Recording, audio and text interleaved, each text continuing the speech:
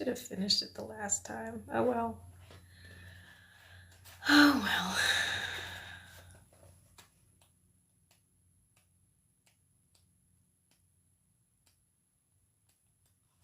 well. Good evening, everybody. How are we doing? Happy Monday. I hope you guys are doing well. For those of you who have just joined us, hello. You have stumbled upon a book reading. We are here every Monday from 8 to 9-ish, reading from various kinds of books. Mostly it's been fiction so far, historical fiction. In this case, we're reading biblical fiction. As you can see, this is what we are reading from at the moment. If you were with us last week, I finished reading at a point and I'm kicking myself in the face right now. I should have just sucked it up and just finished the last few pages, but I don't know why I didn't. This is going to be such a weird... I apologize. This reading is going to be so weird. Like, I'm going to finish the last few pages, literally, of a chapter and then get started on an entirely, like, new section of the book. Like, daggone it. Whatever. It's fine. It's fine. It's all a good story anyway. So, if you are... Oh, wow. Hi, everyone. Good to see you all. Hello, hello. Hope your Monday has been going well. So yeah, if you're one of my regulars, welcome back. And if you are brand new, welcome. So if you have also missed any of the previous readings of this book and any of the other stories that I have read so far, you can actually find all of those on my YouTube channel. You can also find my main content that I do here on TikTok. It's skits, like I do skits. So most of what I do is skits. So if you want to see that content as well, you will also be able to find it on my YouTube channel. So you just go to my bio. I just got out of the shower a little while ago and now my bangs are all weird. You just go to my bio and it takes you right to my YouTube channel. So we typically wait till about 5 after for everyone to get settled in and to get comfy or I don't know, get ready to make dinner or, you know, put the kids to bed or whatever it is that you're doing wherever you are right now. If you happen, I don't know how, you know, priorities and whatnot, if you happen to be seeing this and you are in the southern states of the US that have been affected by Hurricane Helene, and if you are getting ready to face the impact of Hurricane Milton, my thoughts, my prayers, my heart goes out to all of you guys. Please stay safe. Please stay strong. You know, this hurricane season is almost over. Like, it's almost over. Just a few more weeks. And then rebuilding can happen. Cleanup can happen. Just hold on. Just keep yourself safe. If you can, go somewhere safe. Shelter somewhere safe. Do whatever you need to do to get yourself out of harm's way, your friends, your family, your pets, your whatever. So my heart goes out to you guys, and I'm hoping that you all stay safe, and we will see you on the other side of all this craziness very soon, I hope. So with that being said, let's go ahead and get started. And again, I apologize. It's literally just like a few pages left of last week's chapter. I don't know why. It's literally, oh God, it's literally 3 pages. I'm so mad at myself. Whatever. It's fine. Anyway. All right, let's do just a tiny little bit of backtracking. Just a tiny little bit. All right. The appointed hour arrived. Shalem left me at dawn. I stayed in bed, pretending to sleep, watching him wash and dress through closed eyes. He leaned down to kiss me, but I did not turn my face up to meet his lips. I lay there alone, counting my hatred. I hated my father for asking such a terrible price. I hated my husband and his father for agreeing to pay it. I hated my mother-in-law for smoothing the way. I hated myself most for being the cause of it all. I lay on the bed, huddled beneath blankets, shivering with anger and fear and unrecognized foreboding, until he was brought back to me. It was done in the king's antechamber. Shalem was first, and then his father Hamor. Nehesi said that neither king nor prince cried out. Ashnan's little son followed and wailed, but the little one did not suffer long, since he had a full breast to console him. The men of the household and the few poor souls who had not disappeared to the countryside outside the walls were not so lucky. They felt the knife keenly, and many screamed as though they were murdered. Their cries pierced the air throughout the morning, but ceased by noon. It turned into an unmercifully hot day. There was no breeze or cloud, and even within the thick walls of the palace the air was damp and heavy. The recovering men sweated through their clothing and soaked the beds where they slept. Hamor, who uttered no sound when he was cut, fainted in pain, and when he woke, put a knife between his teeth to keep from screaming. My Shalem suffered too, though not as badly. He was younger, and the salves seemed to ease him, but for him too, the only complete remedy was sleep. I dosed him with a sleeping draught, and whenever he roused, he was thick-headed and weary, slack-jawed and dazed. I bathed my beloved's face as he slept, his drugged sleep, and washed his sweating back with the softest touch I could muster. I did my best not to weep so my face would be fresh when he awoke, but as the day wore on, the tears came in spite of my efforts. By nightfall I was exhausted, and I slept by my husband's side, swathed in blankets against the icy winds of my fears, even as Shalem slept naked in the heat. In the night I woke once to feel Shalem caressing my cheek. When he saw my eyes open, he managed a wincing smile and said, "Soon this will be nothing but a dream, and our embraces will be sweeter than ever." His eyes closed again, and I heard him snore for the first time.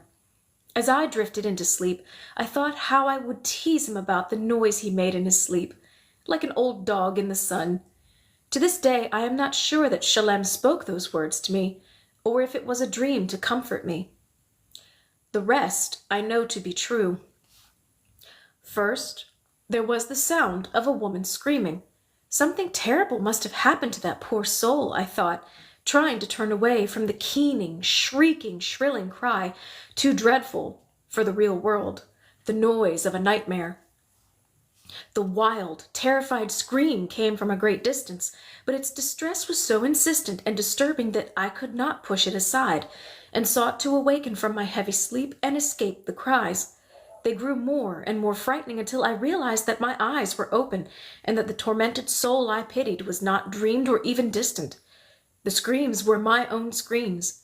The unearthly sound was coming from my twisted mouth. I was covered in blood. My arms were coated with the thick, warm blood that ran from Shalem's throat and coursed like a river down the bed and onto the floor. His blood coated my cheeks and stung my eyes and salted my lips. His blood soaked through the blankets and burned my breasts, streaming down my legs, coated my toes. I was drowning in my lover's blood. I was screaming loud enough to summon the dead, and yet no one seemed to hear. No guards burst through the door. No servants rushed in. It seemed that I was the last person alive in the world. I heard no footsteps and had no warning before strong arms seized me, prying me loose from my beloved. They carried me off the bed with trailing blood, screaming into the blackness of the night. It was Simon who lifted me, and Levi who stopped up my mouth, and the two of them trussed me hand and foot like a sacrificial goat, loaded me on the back of a donkey, and packed me off to my father's tent before I could alarm any poor soul still left alive in the doomed city. My brother's knives worked until the dawn revealed the abomination wrought by the sons of Jacob. They murdered every man they found alive. But I knew nothing of that. I knew only that I wanted to die. Nothing but death could stop my horror. Nothing but death could give me peace from the vision of Shalem slashed, bleeding, dead in his startled sleep. Had someone not loosened the gag when I vomited, I would have had my wish. All the way back up the hillside to the tents of Jacob, I screamed in silence. O gods, O heaven, O mother, why do I still live? And that is the end of book 2. Again, should have just read the last bit last week. Whatever, moving on. Chapter 8. I was the first they knew of it. My own mother saw me and shrieked at the sight of my bloodied body. She fell to the ground, keening over her murdered child, and the tents emptied to learn the cause of Leah's grief. But Bilhah unbound me and helped me to stand, while Leah stared, first horrified, then relieved, and finally thunderstruck. She reached out her hands toward me, but my face stopped her. I turned, intending to walk back to Shechem, but my mothers lifted me off my feet, and I was too weak to resist. They stripped off my blankets and robes, black and stiff with the blood of Shalem. They washed me and anointed me with oil and brushed my hair. They put food to my lips, but I would not eat. They laid me down on a blanket, but I did not sleep. For the rest of the day, no one dared speak to me, and I had nothing to say. When night fell again, I listened to my brothers' return and heard the sound of their booty, weeping women, wailing children, bleating animals, carts creaking under the weight of stolen goods. Simon and Levi shouted hoarse orders. Jacob's voice was nowhere to be heard. I should have been defeated by grief. I should have been exhausted, past seeing, but hatred had stiffened my spine. The journey up the mountain, bound like a sacrifice, had jolted me into a rage that fed upon itself as I lay on the blanket, rigid and alert. The sound of my brothers' voices lifted me off of my bed, and I walked out to face them. Fire shot from my eyes. I might have burned them all to a cinder with a word, a breath, a glance. "Jacob!" I cried with the voice of a wounded animal. "Jacob!" I howled, summoning him by name, as though I were the father and he the wayward child. Jacob emerged from his tent, trembling. Later he claimed that he had no knowledge of what had been done in his name. He blamed Simon and Levi and turned his back on them. But I saw full understanding in his clouded eyes as he stood before me. I saw his guilt before he had time to deny it. "Jacob, your sons have done murder," I said, in a voice I did not recognize as my own. "You have lied and connived, and your sons have murdered righteous men, striking them down in weakness of your own invention. You have despoiled the bodies of the dead and plundered their burying places, so their shadows will haunt you forever. You and your sons have raised up a generation of widows and orphans who will never forgive you." "Jacob," I said in a voice that echoed like thunder. "Jacob," I hissed, in the voice of the serpent who sheds life and still lives. "Jacob," I howled, and the moon vanished. Jacob shall never know peace again. He will lose what he treasures and repudiate those he should embrace. He will never again find rest, and his prayers will not find the favor of his father's God. Jacob knows my words are true. Look at me, for I wear the blood of the righteous men of Shechem. Their blood stains your hands and your head, and you will never be clean again. You are unclean, and you are cursed, I said, spitting into the face of the man who had been my father. Then I turned my back upon him, and he was dead to me.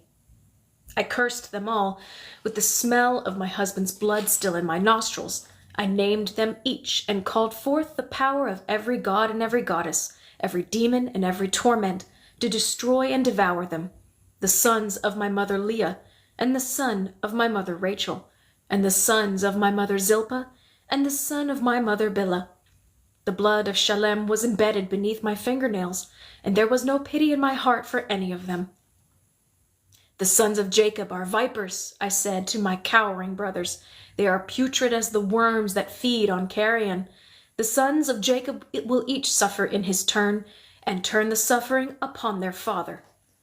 The silence was absolute and solid as a wall when I turned away from them.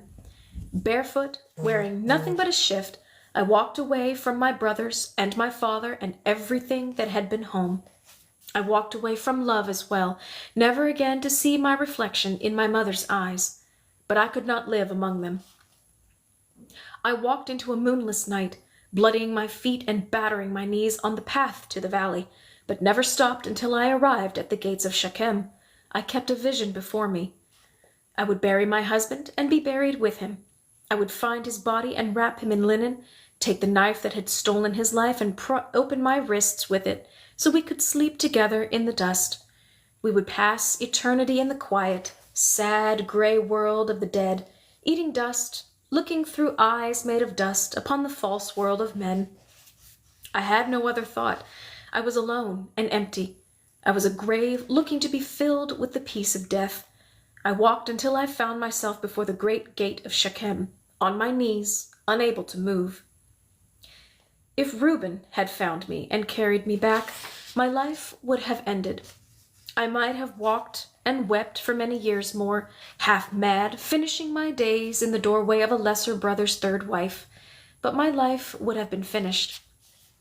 If Reuben had found me, Simon and Levi would surely have killed my baby, leaving it out in the night for the jackals to tear apart. They might have sold me into slavery along with Joseph, ripping my tongue out first to stop me from cursing their eyes, skin, bones, scrotums. I would never be appeased by their pain and suffering, no matter how ghastly. Nor would I have been mollified when Jacob cowered and took a new name, Israel, so that the people would not remember him as the butcher of Shechem.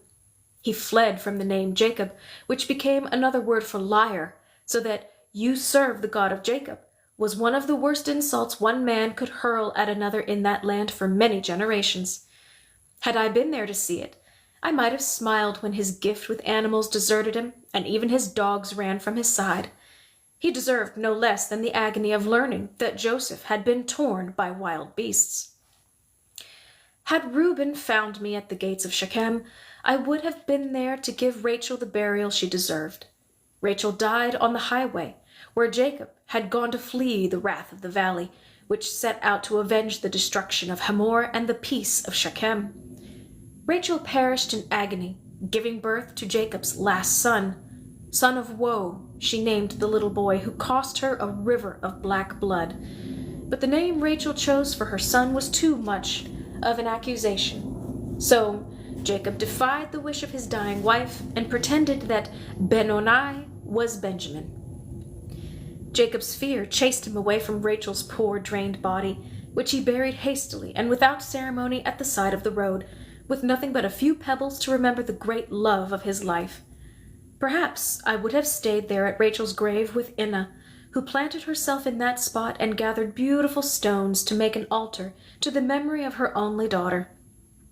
Inna taught the women of the valley to speak the name of Rachel and tie red cords around her pillar, promising that, in return, their wombs would bear only living fruit, and ensuring that my aunt's name would always live in the mouths of women. If Reuben had found me, I would have watched my curse wrap itself around his neck, unleashing a lifetime of unspent passion and unspoken declarations of love for Bilhah and of hers for him.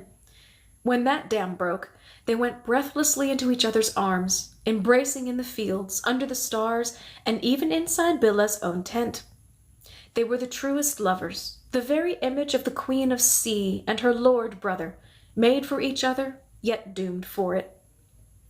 When Jacob came upon them, he disinherited the most deserving of his sons and sent him to a distant pasture, where he could not protect Joseph.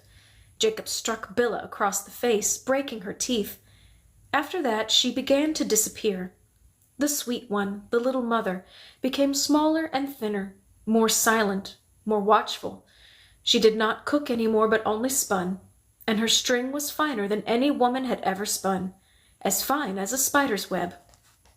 Then one day she was gone. Her clothes lay upon her blanket, and her few rings were found where her hands might have lain. No footprints led into the distance. She vanished, and Jacob never spoke her name again. Zilpah died of fever the night that Jacob smashed the last of Rachel's household gods under a sacred tree. He had come across the little frog goddess, the one that had unlocked the wombs of generations of women, and he took an axe to the ancient idol. He urinated on the crushed stone, cursing it as the cause of all his misfortune. Seeing this, Zilpah ripped at her hair and screamed into the sky. She begged for death and spit upon the memory of the mother who left her. She lay on the ground and put handfuls of dirt into her mouth. 3 men were needed to tie her down to keep her from doing herself harm.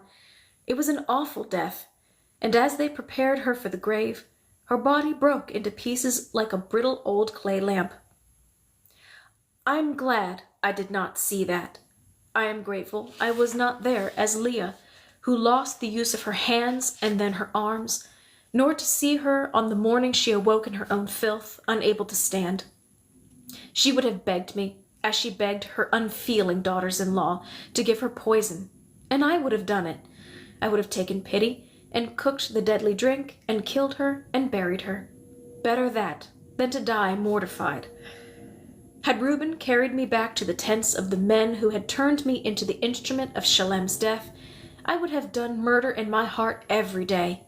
I would have tasted bile and bitterness in my dreams. I would have been a blot upon the earth.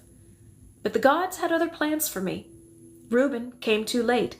The sun shone above the walls of the city when he arrived at the eastern gate, and by then other arms had carried me away. That's the end of Book 2. And yes, we will get started with Book 3, because I owe you guys that. And because Chapter 1 is a pretty long chapter. So, Part 3, Egypt. Chapter 1.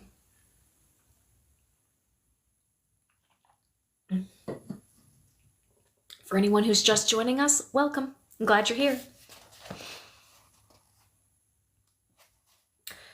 I lay senseless in the arms of Nehesi, Ren-Nefer's steward and guard. He carried me to the palace, which swarmed with flies drawn to the blood of fathers and sons. My demon brothers had lifted their knives even against Ashnan's baby, and his poor mother bled to death defending him, her arms severed, trying to block the axe's blade. Of all the men in that house, only Nehesi survived. When the screams began, he ran to the king's chambers in time to protect Ren-Nefer against Levi and one of his men. The queen had lifted a knife against Levi when Nehesi arrived. He wounded my brother in the thigh and killed his henchman outright. He wrested the blade from the queen to keep her from burying it in her own heart. Nehesi brought me to Ren-Nefer, who sat in the dirt of the courtyard, her head against the wall, dust in her hair, fingernails caked with blood. It was years before I understood why she did not leave me to die, why the murder of her loved ones did not fill her with rage against me, who caused it all.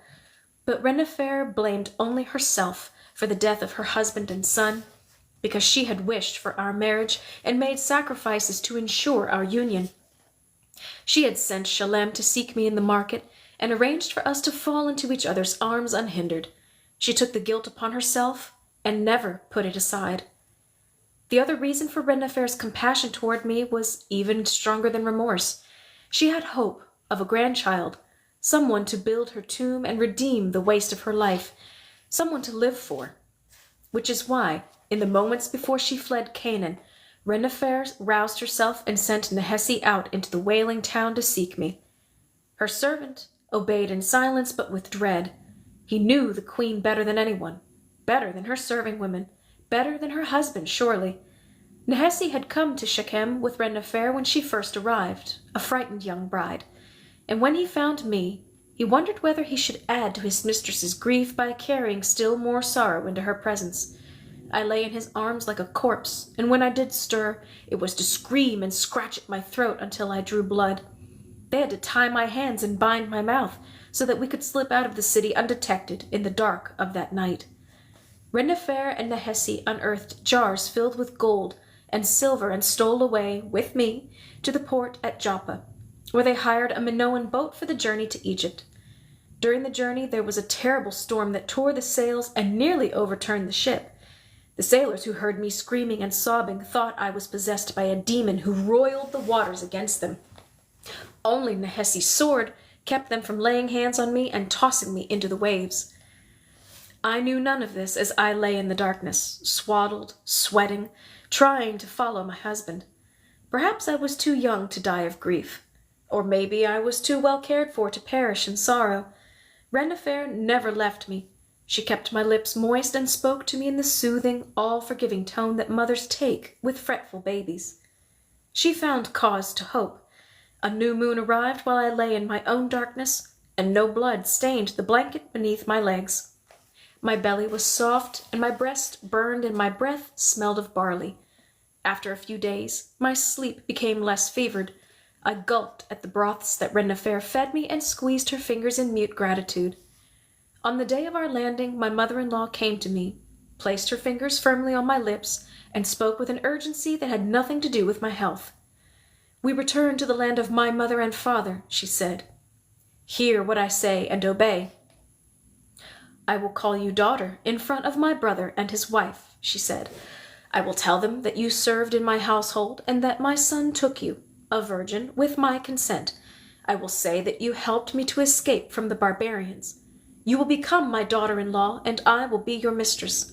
You will bear my son on your son on my knees, and he will be a prince of Egypt." Her eyes found mine and demanded understanding. She was kind, and I loved her, and yet something seemed wrong. I could not name my fear as she spoke.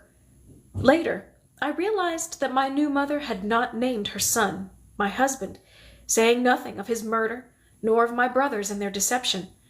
We never wept or mourned over Shalem, nor did she tell me where my beloved was buried. The horror was to remain unspoken, my grief sealed behind my lips. We never again spoke of our shared history, and I was bound to the emptiness of the story she told. When I set foot in Egypt, I was pregnant and widowed. I wore the white linen of an Egyptian, and although I was no longer a maiden, I went with uncovered head, like the other women of the land. I carried a small basket for Renifer, but I brought nothing of my own. I had not so much as a scrap of wool woven by my own mothers, nor even the consolation of memory. There were many wonders to see on the journey to the great city of the south, which was home to Renifer's brother. We passed cities and pyramids, birds and hunters, palms and flowers, sandy wastes and cliffs, but I saw none of these. My eyes stayed mostly upon the river itself, and I stared into the water, trailing a hand into the darkness, which was, by turn, brown, green, black, gray, and once, as we passed a tannery, the color of blood. That night I woke clutching my neck, drowning in blood, screaming for Shalem, for help, for my mother, in a nightmare that would visit me again and again. First, I felt the weight of Shalem against my back, a wonderful heaviness that comforted me completely.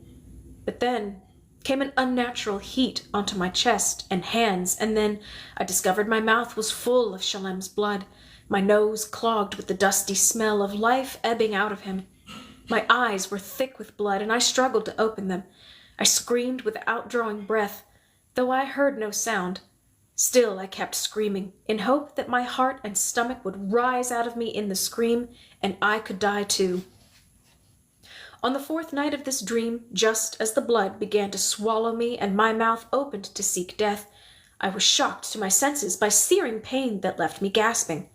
I sat up to find Nehesi above me, the flat edge of his broad sword laid against the soles of my feet, where he had struck me. "No more of this," he hissed. "Renifer cannot bear it." He left me, my hair on end, struggling to catch my breath, and from that night I woke myself as soon as I felt warmth oozing onto my breasts. Panting and sweating, I lay on my back and tried not to fall asleep again. I came to dread the sunset, the way some men dread death.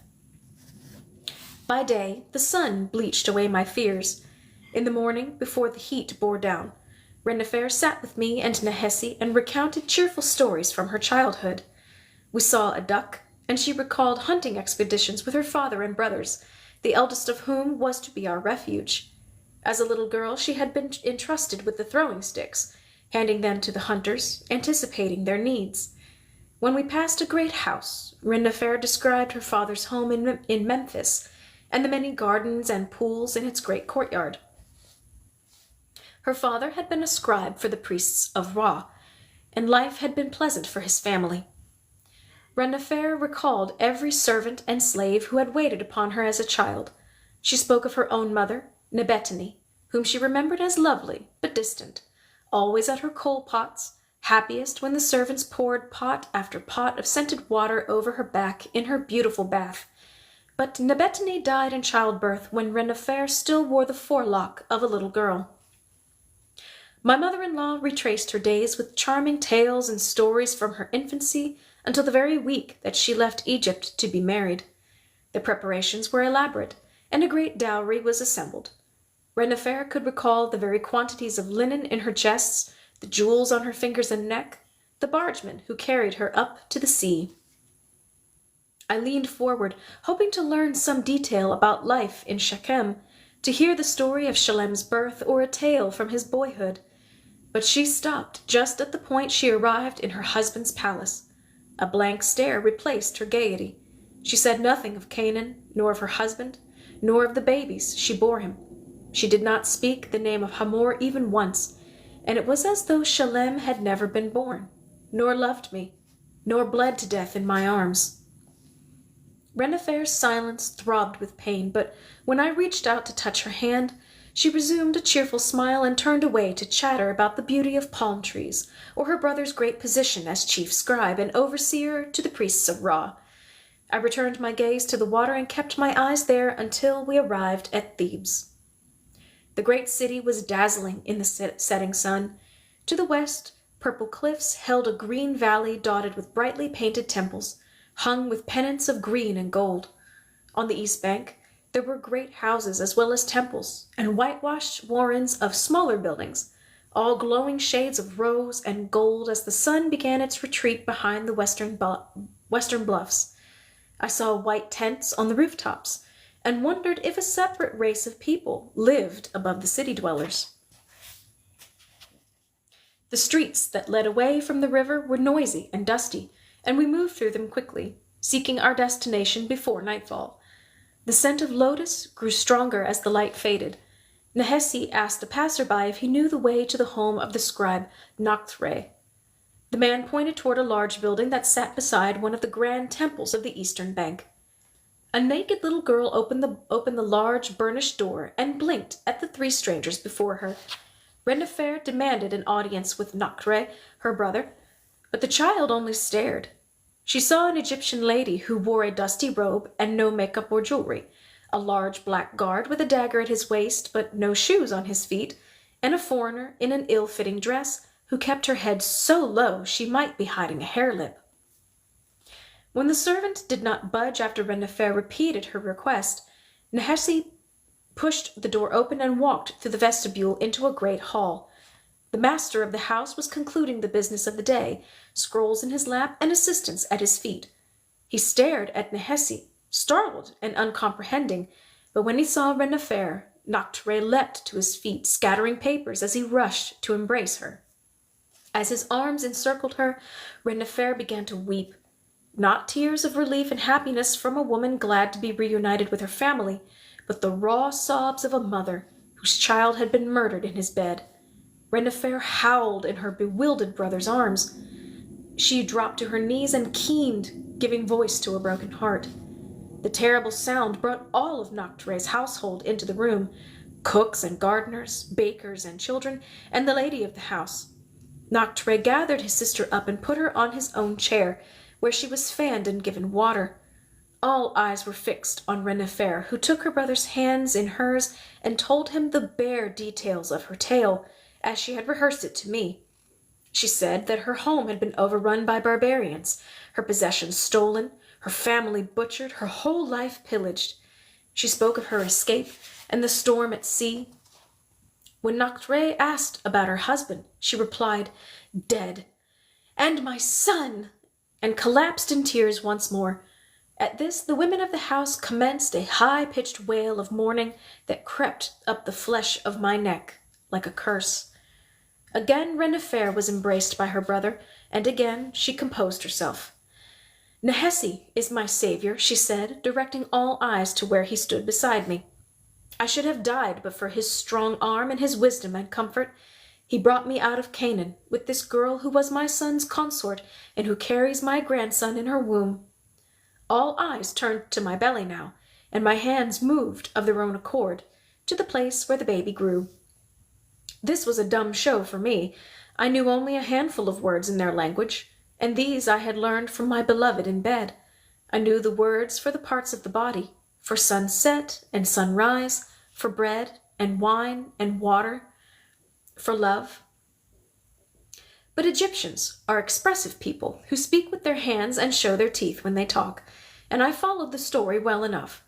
I watched Renifer's face and learned that her father had died, that her younger brother was far away, that a favorite friend, or perhaps a sister, was dead in childbirth, that Noctre was as successful as their father had been. I stood by the door, safely forgotten until I collapsed. I awoke some time later in the dark, on a sweet-smelling pallet beside a bed where Renifer slept softly. The rest of the household seemed asleep as well. The silence was so deep. If I had not walked through the noisy streets of a city that very afternoon, I would have thought myself in the middle of a deserted meadow, or on top of a mountain. A bird broke the hush, and I listened, trying to find the melody in its wild song. Had I ever heard a bird sing at night? I could not remember. For a moment I forgot everything but the sound of a bird singing to a half-moon, and I nearly smiled. My pleasure ended the next moment, when I felt a light touch on my fingers. I jumped to my feet, but remembering Nehesi's sword on my feet, stifled my scream. A small shadow moved in a circle around me. The bird still trilled, but now it seemed to mock the joy I had felt a moment earlier. I watched in horror as the shadow leaped onto Renifer's bed, and then seemed to disappear. My eyes ached from searching in the dark, and I found myself weeping over the death of my good mistress, for surely the creature had killed her. I wrung my hands and pitied myself, alone and abandoned in a far land. A sob escaped me, and Renifer stirred. "What is it, child?" she murmured, half asleep. "Danger," I hiccuped. She sat upright, and the shadow leapt down toward me. I covered my head and shrieked. Renifer laughed softly. "A cat," she explained. "It is only the cat. Bastet rules the heart of the house here. Sleep now," she sighed, and turned back to her pillow. I lay down, but my eyes did not close again that night. Before long, light began to filter through the windows which lined the walls up near the ceiling. As sunshine filled the room, I studied the whitewashed walls and watched a spider weave a web in the corner. I looked at unfamiliar teraphim tucked into niches around the walls, and reached out to touch the handsome leg of my mistress's bed, carved in the likeness of a giant beast's foot. I inhaled the aroma of my bed, hay sweetened with the scent of an unfamiliar flower. The room seemed crowded with elaborate baskets and plated mats. A collection of falcons sat on an inlaid box, beside a large stack of folded cloths, which I later learned were bath towels. Every surface was dyed or painted in bright colors. I had no place among all of these wonderful things, and yet this was my only home.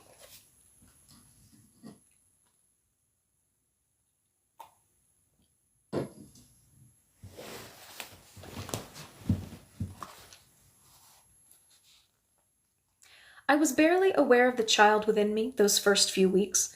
My body looked no different, and I was so occupied with my new surroundings that I didn't notice the moon's progress, which Egyptian women marked with little ceremony and no separation. I stayed beside Renifer, who spent her days resting and in the garden, and translated when I didn't comprehend the few words addressed to me.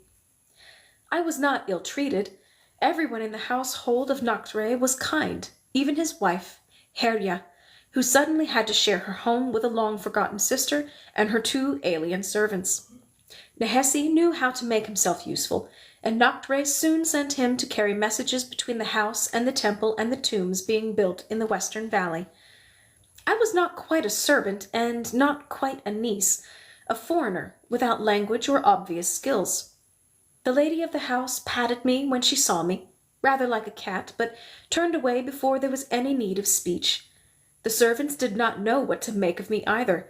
They showed me how to spin linen so that I might help with the work of the house, but my hands were slow to learn, and since I could not gossip with them in the kitchen, I was left alone. My main occupation was attending Renifer, but she preferred solitude, so I found other tasks to occupy my days. I was drawn especially to the stairways of the house, and took any excuse to walk up and down, watching how the room changed with every step. I assumed the task of sweeping them in the evening and washing them in the morning, and took a mindless pride in their maintenance. Whenever I could, I climbed all the way to the roof, where a northern breeze from the river might lift the tent hung for shade. Much of the household slept up there on hot nights, though I never joined them, fearing to bring my nightmare among others. From the rooftop I stared at the sun reflecting on the river, and at the grace of the sailing boats below. I remembered the first great water I had seen as a girl, when my family had crossed from Haran to the south. I thought of the river where Joseph and I had been charged by an unseen power, and saved by our mother's love. When I remembered Shalem's promise to teach me how to swim, my throat closed in agony. But I fixed my eyes wide, as I had at Mamre, and stared at the horizon to keep from sobbing, and to keep from walking off the roof. The days passed in a blur of new ways and sights, but the nights were always the same. I struggled against the dreams that left me drenched in sweat, soaking the pallet as Shalem's blood had soaked our bed, gasping for air and afraid to make a sound. In the morning my eyes ached and my head throbbed. Renifer fretted over me and consulted with her sister-in-law. They ordered me to rest in the afternoon. They tied a red cord around my waist. They made me drink goat's milk, mixed with a yellow potion that stained my tongue. As my belly began to swell, the women of the house doted on me. It had been a long time since there had been a baby in Nocture's family, and they were hungry for a little one. I was fed amazing foods, as exotic to me as the flowers of the perpetually blooming garden behind the house. I ate melons with orange flesh and melons with pink flesh, and there were always dates in abundance. On many feast days dedicated to gods or family holidays, there was goose made with garlic or fish in honey sauce. But best of all were the cucumbers, the most delicious food I could imagine, green and sweet. Even in the heat of the sun, a cucumber kissed the tongue with the cool of the moon. I could eat them endlessly and never get full or sick. My mother would have loved this fruit, I thought the first time I bit into its watery heart. It was my first thought of Leah in more than a month. My mother did not know I was pregnant.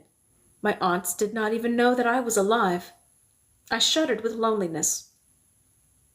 Harriet saw my shoulders tremble and, taking me by the hand, walked me to the vestibule at the front door. We stopped at the wall niche, and she gestured for me to remove the little goddess. It was a water horse, a hippo, standing on her hind legs, with an enormous belly and a huge, smiling mouth. "Tawaret," she said, touching the clay figure and then moving her hand to my belly. I frowned. She squatted down, like a woman in labor, and placed the figure between her legs, and in pantomime showed me that Tawaret would ensure an easy labor. The lady of the house thought I was afraid of giving birth. I nodded and smiled.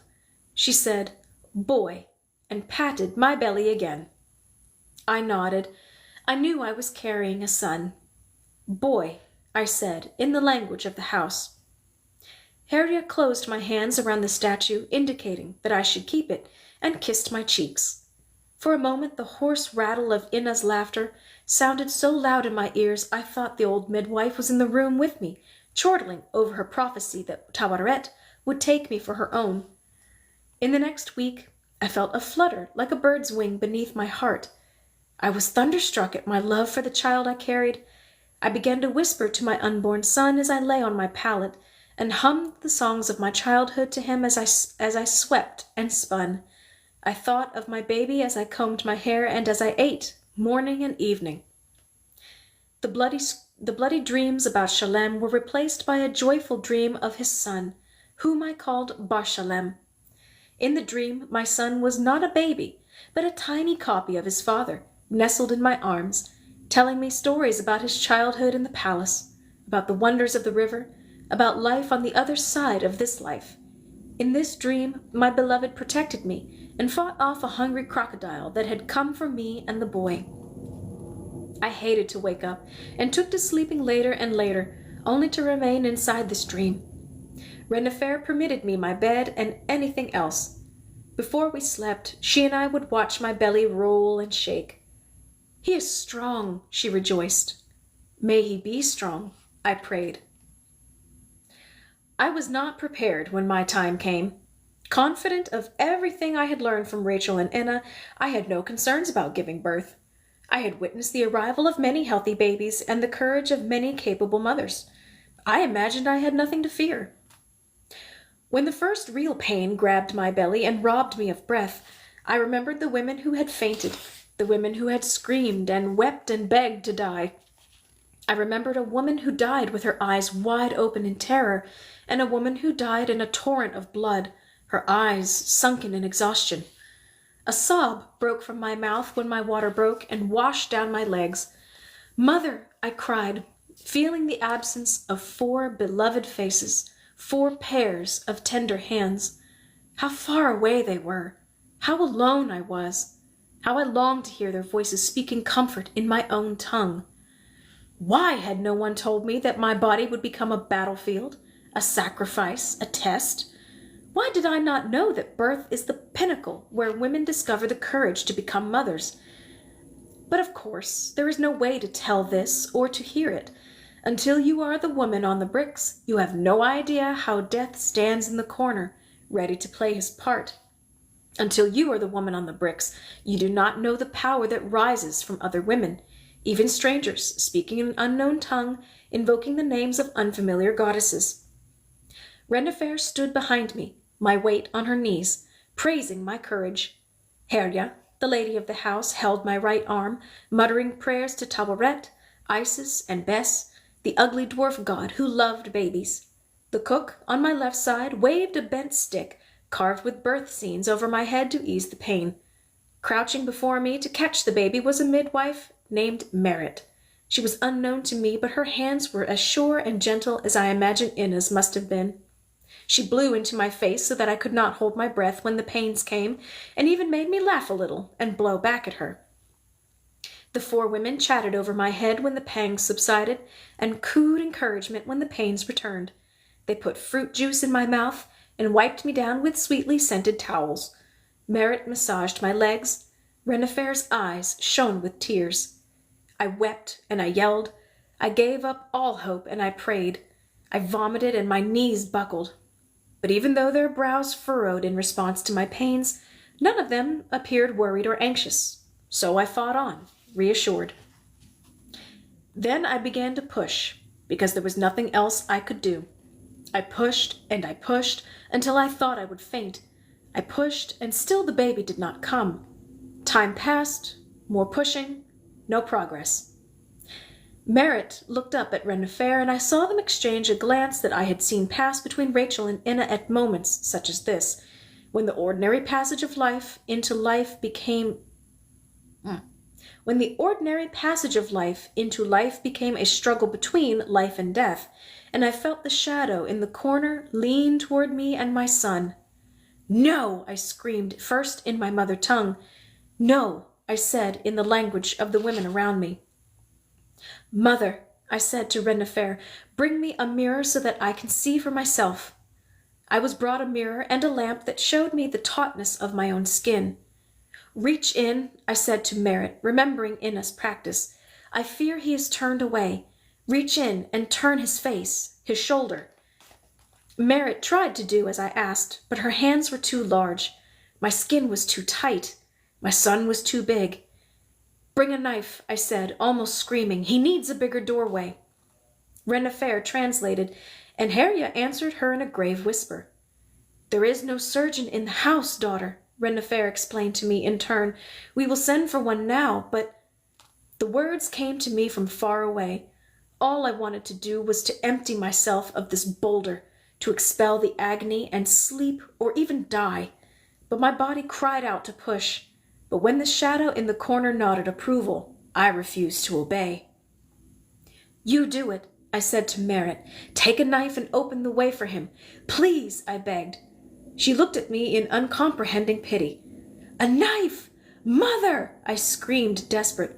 "Rachel, where are you? Inna, what shall I do?" Rennefer called out, and a knife was brought. Merritt took it fearfully. As I screamed and struggled to keep from pushing, she put the blade up to my skin and opened the door, front to back, as I had seen it done before. She reached up to move the baby's shoulder. The pain was blinding, as though I had sat upon the sun itself. In an instant, the baby was out. But instead of a joyful shout, he was greeted by silence. The cord was at his neck, and his lips were blue. Merritt hurried.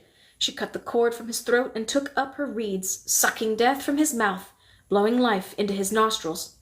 I was screaming, sobbing, shaking. Herdia held me as we all watched the midwife work.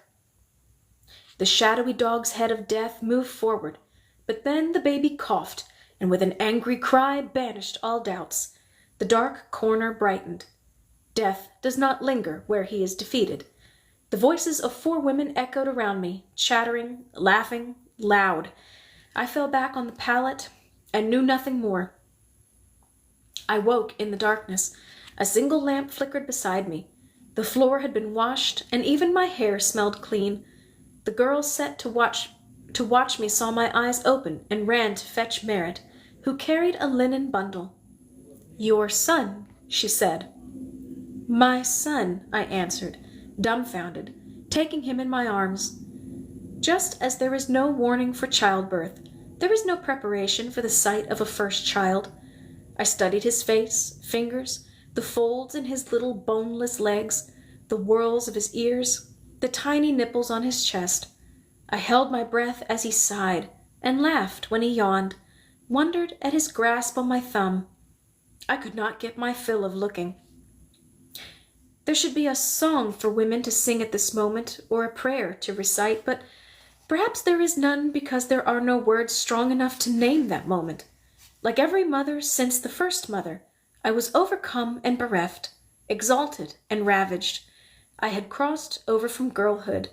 I beheld myself as an infant in my mother's arms, and caught a glimpse of my own death. I wept without knowing whether I rejoiced or mourned. My mothers and their mothers were with me as I held my baby. "Bar Shalem," I whispered. He took my breast and fed in his sleep. Goodness gracious, go away. There we go. Sorry about that, guys. "Lucky one," I said, overcome, 2 pleasures at once. We both slept under the watchful eye of the Egyptian midwife, whom I knew I would love forever even if I never saw her face again. In my dream that night, Rachel handed me a pair of golden bricks, and Inna presented me with a silver reed. I accepted their gifts solemnly, proudly, with Merritt by my side. When I woke up, my son was gone. Frightened, I tried to stand, but the pain kept me pinned to my bed. I cried out, and Merritt arrived with soft packing and unguents for my wounds. "My son," I said in her language. She looked at me tenderly and replied, "The baby is with his mother." I thought I misunderstood her. Perhaps I had not used the right words. I asked again, speaking slowly, but she touched me with pity and shook her head, "No. The baby is with his mother, the lady." Still confused, I cried out, "Rennefer! Rennefer, they have taken my baby boy. Mother, help me." She came, carrying the baby, who was swaddled in a fine white linen blanket, bordered with gold thread. "My child," she said Rennefer, standing above me, "you did well. Indeed, you were magnificent, and all the women of Thebes will know of your courage. As for me, I will be forever grateful. The son you bore on my knees will be a prince of Egypt. He will be raised as the nephew of the great scribe Noctera, and the grandson of Passer, scribe of the 2 kingdoms, keeper of the king's own ledger." She looked into my confused and stricken face, and tried to reassure me even as she laid me low. I am his mother in Egypt. You will be his nurse, and he will know that you gave him life. His care will be your blessing, but he will call us both Ma, and stay here until he is ready for school, and for this you can be grateful. For this is my son, Remos, child of Re, that you have borne for me and my family. He will build my tomb and write your name upon it. He will be a prince of Egypt. She handed me the baby who had begun to cry, and turned to leave us. Bar Shalem, I whispered in his ear. Renifer heard and stopped. Without turning to look at me, she said, If you call him by that name again, I will have you thrown out of this house and into the street. If you do not heed my instructions in this, and in all matters regarding the education of our son, you will lose him. You must understand this completely. Then she turned, and I saw that her cheeks were wet. My only life is here, by the river, she said, her voice heavy with tears. The bad fortune, the evil thing that stole my Ka and cast it down amid the beasts in the western wilderness, is over at last. I am restored to my family, to humankind, to the service of Ra. I have consulted with the priests my brother serves, and it seems to them that your Ka, your spirit, must belong here as well, or else you could not have Take on it. 1 second. I hate this puzzle piece thing they make me do. There we go.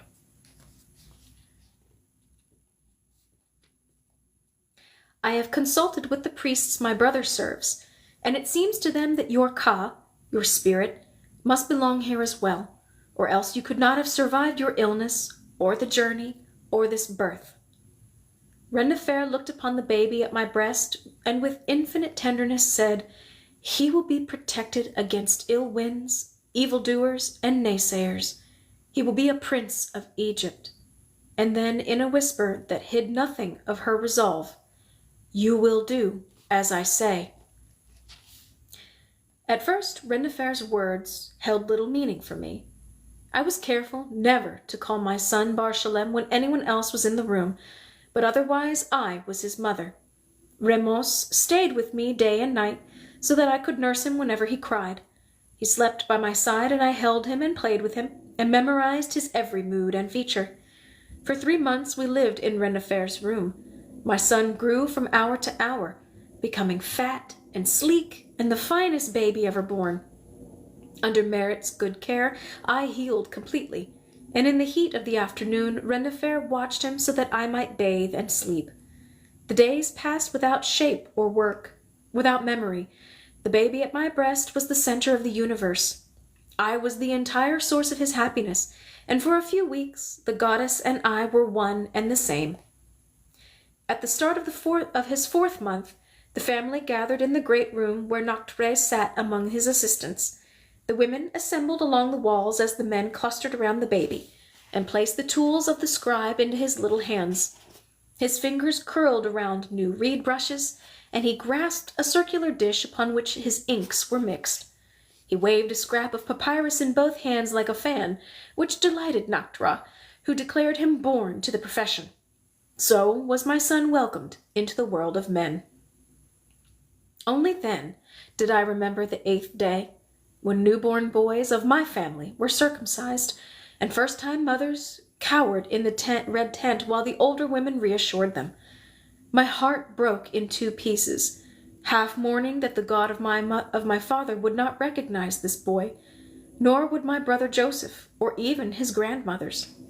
And yet I was fiercely proud that my son's sex would remain whole, for why should he bear a scar that recalled the death of his own father? Why should he sacrifice his foreskin to a god in whose name I was widowed and my son orphaned? That night there was a feast. I sat on the floor beside Renifer, who held the baby on her lap and plied his lips with mashed melon and tickled him with feathers and dandled him so that he laughed and smiled into the faces of the guests who came to celebrate the arrival of Noctre's house of a new son. Food and drink were brought in quantities I could not fathom. Fish and game, fruit and sweets so rich they set the teeth on edge, wine and beer in abundance. Musicians played pipes and sistrums, instruments with jingling hammers that sound like nothing so much as falling water. There were silly songs, love songs, and songs to the gods. When the sistrums appeared, the dancing girls ran to the floor, whirling and leaping, able to touch the tops of their heads to the ground behind them. The headpieces given to every guest at the door were cones of perfumed wax, which melted as the evening waned in streams of lotus and lily. My baby was sticky with perfume when I lifted him, sound asleep, from Renifer's lap, and the aroma clung to his dark hair for days.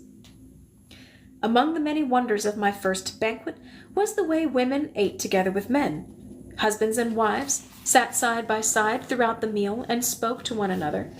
I saw one woman place a hand upon her husband's arm, and a man who kissed the fingers of his companion's bejeweled hands.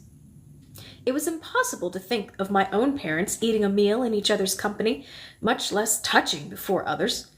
But this was Egypt, and I was the stranger. That night marked the end of my seclusion. My wound had healed, and the child was healthy, so we were sent into the garden, where his mess did not soil the floors and where his prattle would not disturb the work of the scribes. So my days were spent outdoors.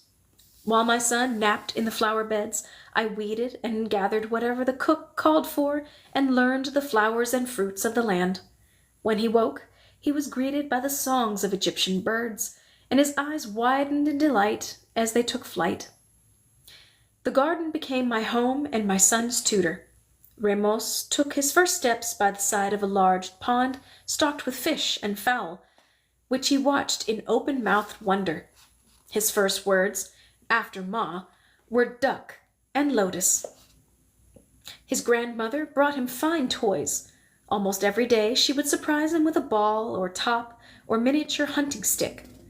Once she presented him with a wooden cat, whose mouth opened and closed by working a string. This marvel delighted me no less than the baby. My son loved Renifer, and when he saw her approach, he would toddle to greet her with a hug. I was not unhappy in the garden. Ramos, who was healthy and sunny, gave me purpose and status, since everyone in the household adored him and credited me with his nice manner and pleasant temper. Every day I kissed my fingers and touched the statue of Isis, offering thanks to distribute among the multitude of Egypt's goddesses and gods, whose stories I did not know, in gratitude for the gift of my son. I gave thanks every time my son hugged me, and every seventh day I broke a piece of bread and fed it to the ducks and fish, in memory of my mother's sacrifice to the Queen of Heaven, and in prayer for the continued health of my Ramos. The days passed sweetly, and turned into months, consumed by the endless tasks of loving a child. I had no leisure for looking backward, and no need of the future. I would have stayed forever within the garden of Ramos's childhood, but time is a mother's enemy. My baby was gone before I knew it, and then the hand-holding toddler was replaced by a running boy. He was weaned, and I lost the modesty of Canaan and wore a sheared linen shift like other Egyptian women. Ramos had his hair shaved and shaped into the braided sidelock worn by all Egyptian children. My son grew strong and sinewy, playing rough and tumble with Noctre, his uncle, whom he called Ba. They adored each other, and Ramos accompanied him on duck-hunting parties. He could swim like a fish, according to Renifer. Though I never left the house and gardens, she went on the barge to watch. When he was only 7, my son could beat his uncle at senet and even 20 squares, elaborate board games that required strategy and logic to win. From the time he could hold a stick, Noctre showed my son how to make images on bits of broken stone, first as a game, and then as teacher to student. As he grew, Ramos spent more time inside the house, observing Noctre at work, practicing his letters, eating the evening meal with his grandmother. One morning, when he took breakfast with me in the kitchen, I saw him stiffen and blush when I split a fig with my teeth and handed him half. My son said nothing to cause me pain, but Ramos stopped eating with me after that and began to sleep on the roof of the house, leaving me alone on my pallet in the garden, wondering where 8 years had gone. At 9, Ramos came of the age when boys tied their first girdle, putting an end to his naked days. It was time for him to go to school and become a scribe. Noctre decided that the local teachers were not accomplished enough for his nephew, and he would attend the great academy in Memphis, where the sons of the most powerful scribes received their training and commissions, and where Noctre himself had been taught. He explained all of this to me in the garden one morning. He spoke gently and with compassion, for he knew how much it would grieve me to see Ramos go. Renifer scoured the markets for the right baskets for his clothing, for sandals that would last, for a perfect box in which to put his brushes. She commissioned a sculptor to carve a slate for mixing ink. Noctre planned a great banquet in honor of Ramos's departure and made him a gift of an exquisite set of brushes. Ramos's eyes were large with excitement at the prospect of going out into the world, and he spoke about his journey whenever we were together. I watched the preparations from the bottom of a dark well. If I tried to speak to my son, my eyes overflowed and my throat closed. He did his best to comfort me. "I am not dying, Ma," he told me, with a serious sweetness that made me sadder still. "I will return with gifts for you, and when I am a great scribe like Ba, I will build you a house with the biggest garden in all of the southern lands." He hugged me and held my hand many times in the days before his departure. He kept his chin high so that I would not think him afraid or unhappy, though of course he was just a little boy, leaving his mother's and his home for the first time. I kissed him for the last time in the garden near the pond where he had marveled at the fish and laughed at the ducks, and then Noctre took his hand. I watched them leave the house from the rooftop, a cloth stuffed in my mouth so that I could finally weep until I was empty. That night, the old dream returned in all its force, and I was alone in Egypt once more. All right. Thank you so much, guys, for hanging with me for that about an hour read. So, let's see. So that was the end of chapter 7. It was chapter 8 and chapter 1 of book 3. Okay, so we've got about this much left. Not much longer now. Let me think here. So obviously this is the month of October, and obviously Halloween approaches. I will do reminders again next week, but I am going to do a Halloween evening read. I think that's a Thursday. So I'm going to keep doing the Monday readings like normal. But the week of Halloween, I am doing a Halloween special. Last year, reading from my favorite ghost story book. We'll be reading more from here. I've already got 5 stories planned for you all. So, and that will probably be like 9 p.m.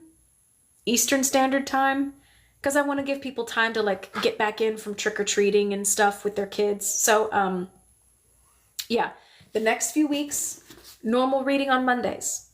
And then Halloween Day, the 31st, 9 p.m. Eastern Standard Time, we're going to be reading some ghost stories. So, don't forget to tune in, set alarms, whatever you need to do so you don't forget.